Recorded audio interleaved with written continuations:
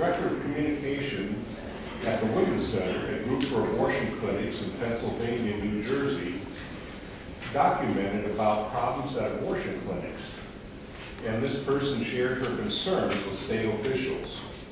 Some of the complaints included rusty implements, clinics are dirty, blood on the floor, plastic instruments being washed with dial soap and reused, unsanitary rooms, dingy storeroom, medical remains not disposed of, and ratty carpeting. She said it made her cry. That's how bad it was. In another instance, a receptionist at the American Women's Services Clinic in Pennsylvania, she was shocked by the conditions at the clinic. She worked there for about 1 year and then left without bothering to collect her paycheck. She said she didn't even know if she was still pro-choice. Sometime later, a friend who had become pregnant asked her to accompany her to another abortion clinic. She reluctantly agreed, but the clinic was clean, and she said, "Now this is how things are supposed to be." She now works as a coordinator at that abortion clinic. In Maryland, inspectors inspected the state's 16 surgical centers. They found deficiencies at 4 of them, 25% of their facilities. Of course, unfortunately, you all probably know about Dr. Herman Gosnell in Philadelphia when he made national news with his filth-strewn, blood-splattered clinic. And I'm going to have to move you along because we have 6 bills. Okay. And those are the reasons why this bill is becoming forward, and I have witnesses. Okay. Are there questions for the bill sponsor? Seeing none, those in favor, and reminder that we do have a 3-minute limit on testimony, and you need to testify either in support or in opposition. We do not accept informational only testimony. Proceed. Thank you, Mr. Chairman, members of the committee. For the record, Susan Klein, representing Missouri Right to Life, here to go on record and support Senate Bill 770. We thank Senator Wallingford for bringing this bill forward.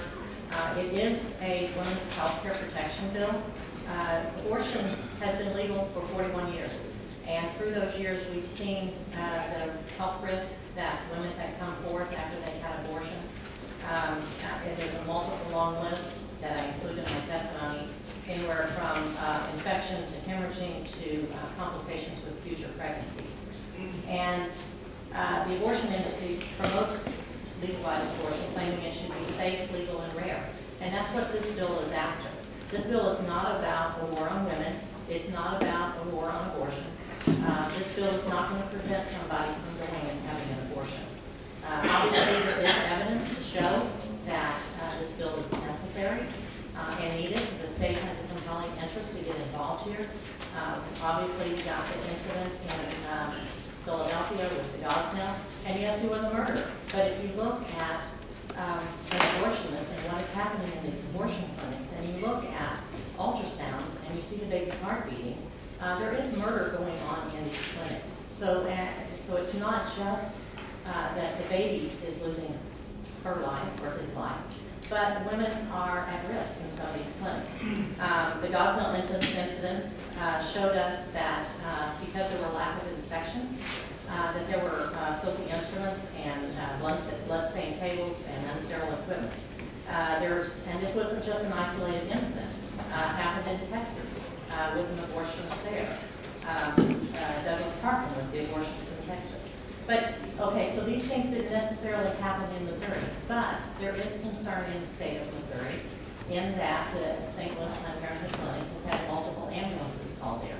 Our lawyers have done some research. We're not sure if the Sunshine Law will allow us to give these, but we're not able to access any inspection records prior to 2009. Whether there was an actual inspection that occurred or whether there was not one, what we have found for 4 years prior to that. So there is, I have information here showing the ambulances that were being called to the Planned Parenthood in St. Louis. There's multiple ambulances, even after the inspection that was held in 2013 and a follow-up in March. There were still multiple ambulances that were called to the abortion clinic in St. Louis. Another part of this bill deals with emotional and psychological reason for having an abortion. And if a woman walks into an abortion clinic and says, if you don't give me this abortion, I'm going to commit suicide, what this bill does is basically say that that woman needs to be referred to a licensed professional counselor. It doesn't say that she can't have the abortion. It says, let's make sure that she's in an emotional frame of mind to make a decision to take the life of her unborn child and affect her health and how that will affect her in the days of the rest of her life. So she still can do that. So we support this bill very strongly. Okay, are there questions for this witness? Senator Emmer. Thank you, Mr. Chairman.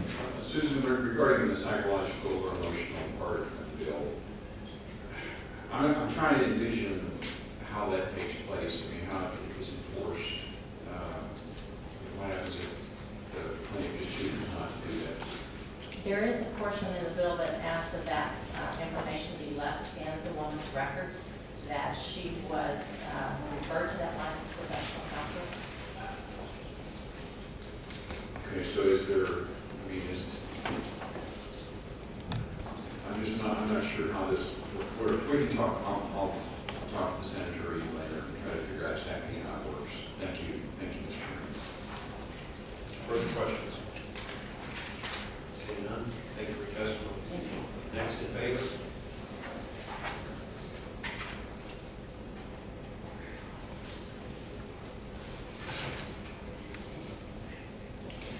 Thank you, Mr. Chairman, members of the committee. Samuel Lee with Campaign Life Missouri to go on record in support of Senate Bill 770 and specifically to support the principle in the bill that the Department of Health and Senior Services should be given all the tools it needs to adequately inspect abortion clinics in Missouri. Any questions for this witness? Thank you for your testimony. Next in favor?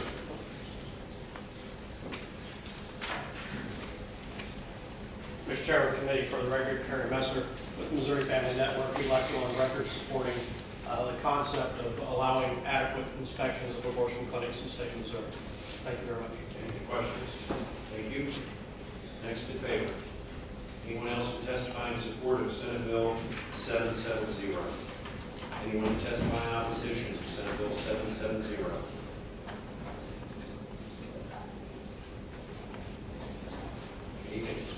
Good evening.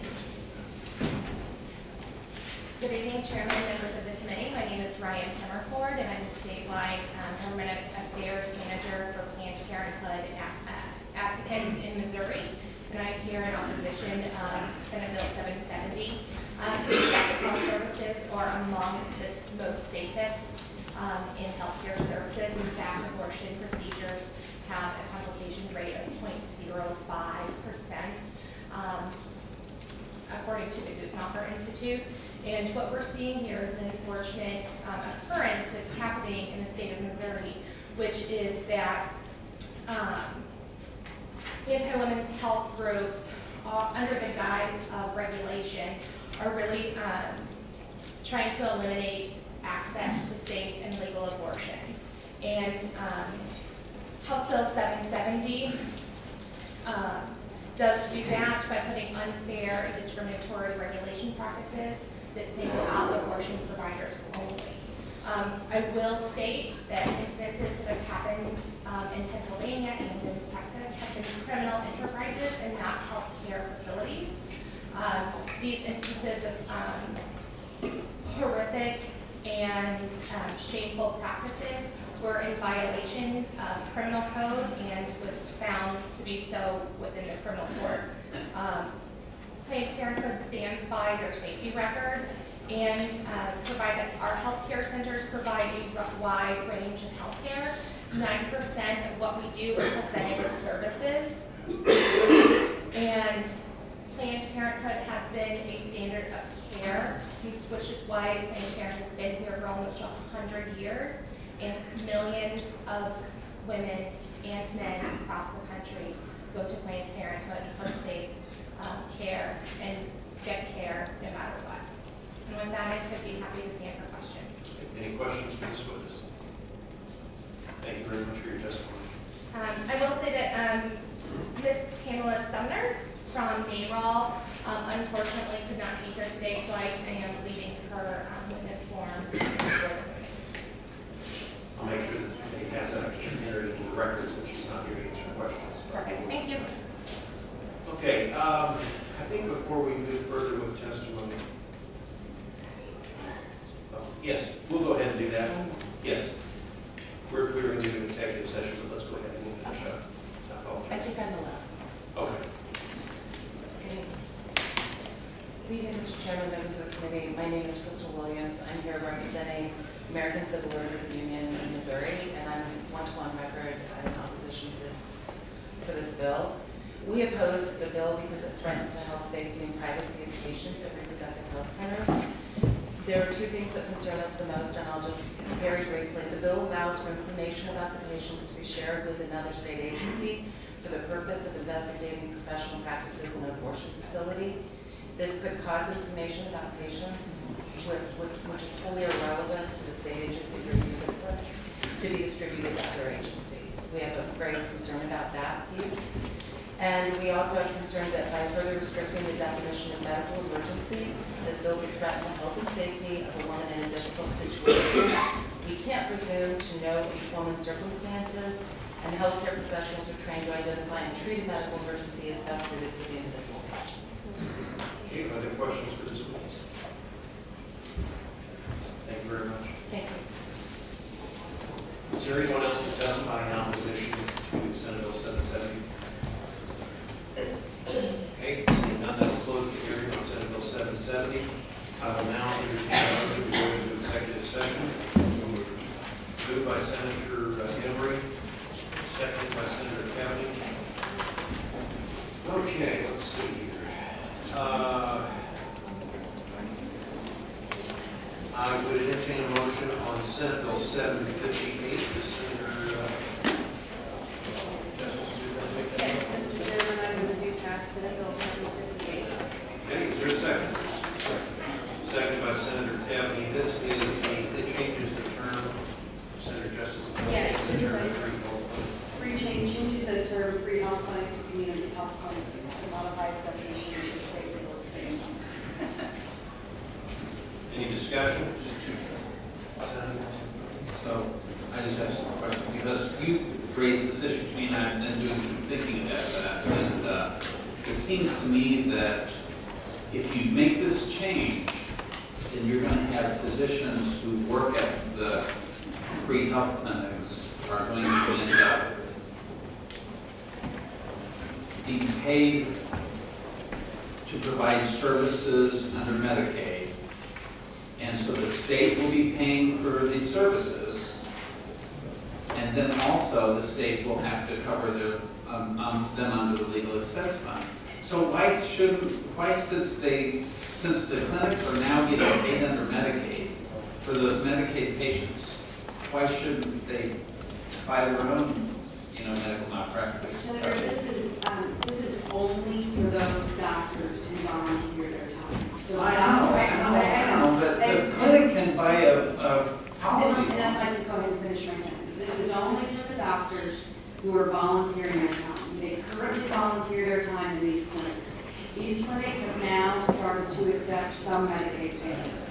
As you are, I know, fully aware, that doesn't cover near the population that they're serving. So by far, they are still providing a significant amount of uncompensated care. And these are volunteer doctors who say that in order to continue to volunteer their services to these folks who frankly don't have anywhere else to go,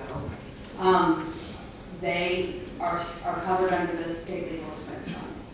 And all we're doing is just changing it from free health clinic to community health clinic. So I guess what I'm saying is, number one, these are doctors who are volunteering their services. And number two, not all of the patients who go to these clinics have Medicaid. As you know, we cut off Medicaid eligibility somewhere between, 16 and 19% of the federal poverty level. So anyone between there and 100% of the federal poverty level don't have. I mean, I freely admit that the doctors aren't getting paid, but the clinics are getting paid by the state. And it just seems to me that... And it's the doctors that want the coverage, not Right, the clinic, but it's the clinics that are going to get the coverage. I mean, they're going to be covered too, because they're employing the doctors. Well, I disagree with the fact that we are making such a substantial change that all these state dollars are flowing in. Anyway, nobody testified in opposition to the bill last week. I mean, that may be true. We oftentimes have that happen. I'm just not discussion? Okay, we'll call the roll. Senators Dixon, Aye. Emery, Shaw, No. Schaefer, Aye. Schmidt, Aye. Justice, Aye. Key. Aye. 6 to 1. Okay. Our second vote will have to go by the wayside, unfortunately. Seemed like a consent bill to me. Now I will entertain a motion on Senate Bill 490. Move to pass, Mr. Chairman. Okay, and I need a second for that. Is there a second? Is there a second on Senate Bill, on due passing Senate Bill 490? Second. Second by Senator Schmidt. Senator Emery, are you going to offer the substitute? I have been offered a committee substitute. It has been distributed. It should be in the packages. Hopefully it came with a summary of changes.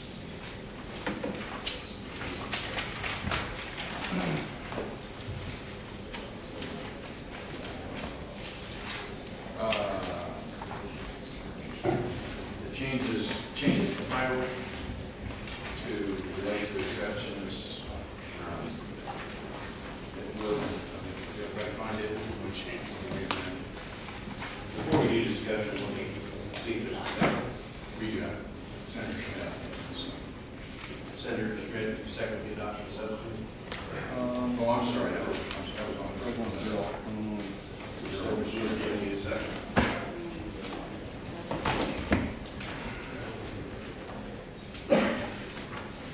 Where is the delivery office? Should have been distributed.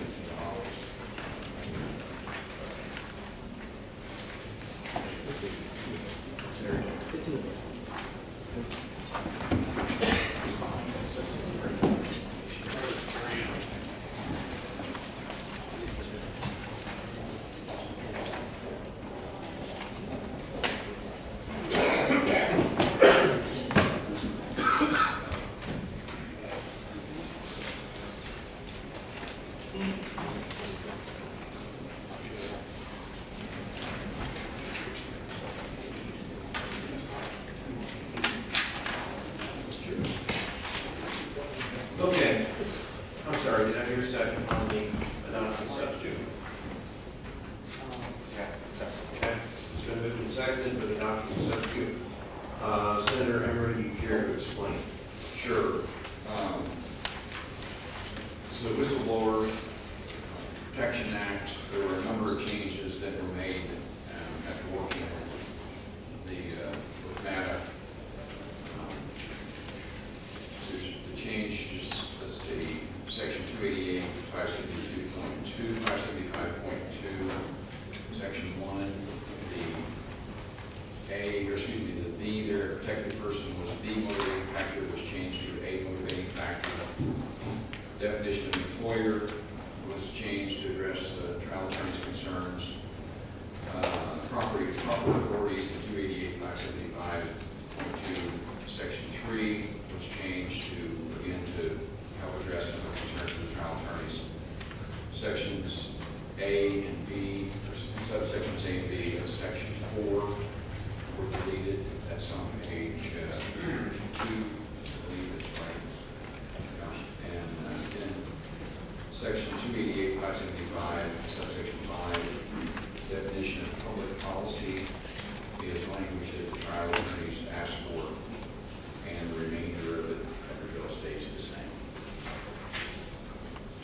Okay, is there discussion? I have a question. Senator?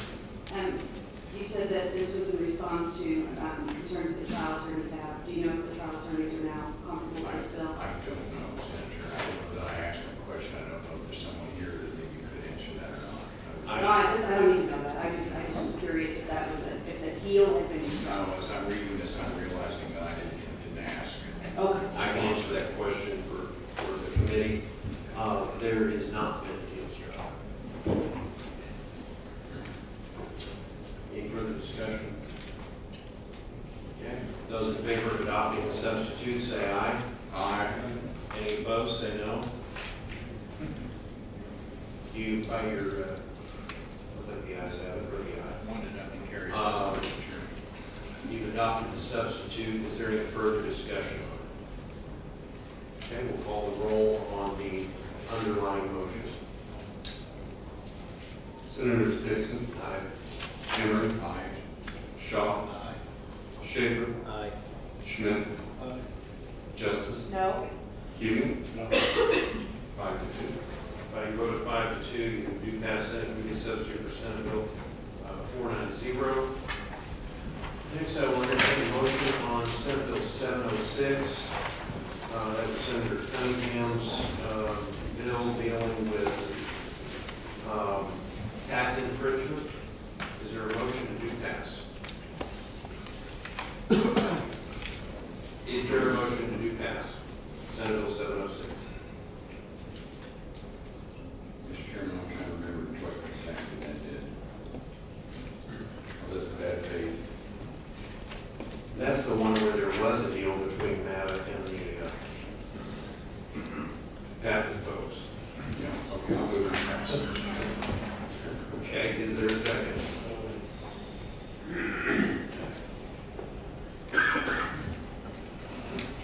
there a second? It's been moved and seconded to pass Senate Bill 706. Any discussion? Mr. Chairman, I have an amendment. Oh, there's one.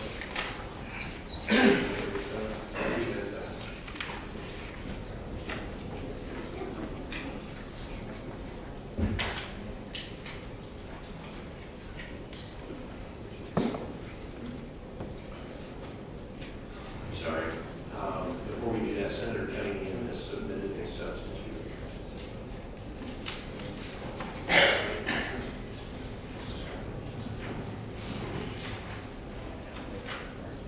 Senate Committee substitute, it's also in your packets.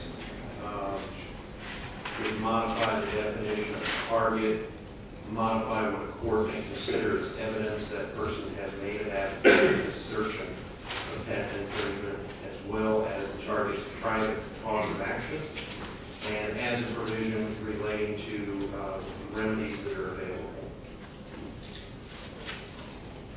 This was provided by Senator Cunningham's office. Is there a motion to adopt the substitute? Adoption of the substitute. Mr. Chairman, we have an amendment to the Okay. Is there a second on the adoption of the substitute? Okay. It's moved and seconded. If you want to offer your amendment. Yeah, I've got it. I just got one copy. It can be read as you. Okay. I'll read it before I get it down. It says the provisions of sections 416.700 to 416.715 shall not apply for demand letter or assertion of patent infringement that includes a claim for relief arising under 35 U.S.C. section 271 E2 or 42 U.S.C. section 262. What this is, I mean, this is basically, those are patents for pharmaceuticals, and basically the pharmaceutical entity is going to be taken out of this. So I've got this amendment now. I have talked with Senator Cunningham because I think that the universe of patent trolling that he's looking at, I think is relatively small. I think it goes to banks and financial institutions. It deals with business practice patents. But potentially this bill is impacting a whole universe of patents, which are mostly regulated under federal law, which makes me a little nervous since it is almost entirely all federal law. But for now, I'd like to offer this amendment, which again just takes out pharmacy. I don't think that that's really the patent trolling that Senator Cunningham is looking at. Okay. I think it's really limited to banking and financial institutions on business practice patents, which I think could be treated, I think, to be narrowed down a little bit. But for now, I just have this amendment. Okay. Is there a second on the adoption amendment? Second. Second by Senator Emery. Any other discussion on that? Yes, Senator. Yeah, can I ask a senator a question? Huh? And I'm not sure. Right now, what we're dealing with here is this false accusation of patent infringement, right? Right. And we're identifying it and putting penalties on it. And I'm not sure that I understood why. why this special, why this exception? That's your amendment? Because first of all, I mean, these patents are regulated solely under federal law. They're not regulated at all under state law.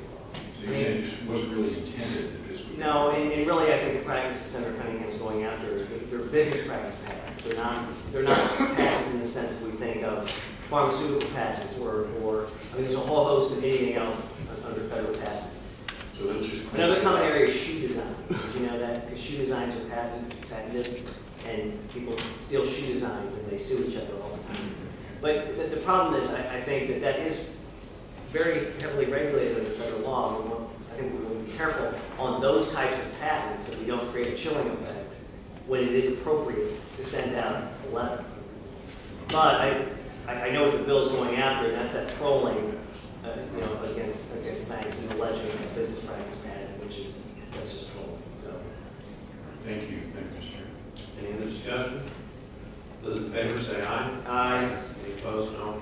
You've adopted amendment, Senate Amendment 1, or Committee Amendment 1, excuse me. Any further discussion on the substitute as amended? Okay, those in favor of adoption of the substitute as amended say aye. Aye. Any opposed, say no. You've adopted the substitute. We're back to the do pass motion. Any discussion? And we'll call the roll. Senator Dixon. Aye. Emmer. Aye. Shaw. Schaefer. Aye. Schmidt. Aye. Justice. Keating. 7-0. 7-0, do passed. Senate Committee substitute for Senate Bill 706. I'll now entertain a motion to go back into regular session. So moved. Yeah. Senator Kennedy looks like he's seconding that motion. Those in favor say aye. Aye. Any opposed? We're back in regular session. We'll now open the hearing on Senate Bill 724. Senator Parson. Welcome, Senator. Thank you for your Thank you, indulgence Mr. there. Chairman. What do you It's say? a privilege to be here this time of night in front of the powerful judicial committee. I think it's been the first time I've actually had this privilege. We're glad to have you. One must wonder, though, if I may ask, if I was ever to serve on this committee, would I be able to sit amongst the attorneys, or would I have to sit far away? I'm just curious. Thank you. Mr. Chairman, for the record, Senator Mike Park, representing the 28th Senatorial District, here to present Senate Bill 724. 724 is actually somewhat of a crackdown on filing of fraudulent liens. Over the past several years, through the Secretary's office, the Secretary of State's office, and the Recorder of Deeds in counties, you're seeing fraudulent liens filed against it. Somewhat was targeted towards law enforcement officers, judges, and politicians. Unfortunately, it can happen to anybody where people are going in and making these liens, even as far as being done from the prison system to file these. What this bill simply would do, it would allow the Secretary of State to reject these filings if they have reasonable cause to believe them to be fraudulent. It would also give the victims a process which they may enter to invalidate and create a civil action for people that cause you that. Right now, it is an extremely expensive adventure to go through if somebody does that and you're not aware of it. Needless to say, the banks and everybody looks at these UCC filings, and they look at a fraudulent lien, and you have to get that cleared off, which is not an easy matter. That's kind of the quick version of it, Mr. Chairman. I was late. I think I have 3 or 4 witnesses from the Secretary of State's office with a couple other witnesses that you may want to call up. The difference between the original bill and the substitute, and hopefully somebody will clarify that a little bit, it somewhat brings some earlier concerns in Missouri that the land title company had. It was supposed to have taken care of those problems. I might add, for the committee's sake, this passed in the House 153 to 0. That is pretty well done. I thought we were doing all right until you mentioned that. Okay, questions for the bill sponsor? Senator. Thanks. Senator, what are some examples of Class D felonies? On the penalty range, it's the lowest on the penalty range. I mean, you can, I think maybe it goes up to like 1 to 3 years, something like that on the penalty range mines. I'm not for sure. Is that correct? It's the least amount you can do above the misdemeanor. Thank you. Any other questions for the sponsor? Do you have a witness you'd like to call?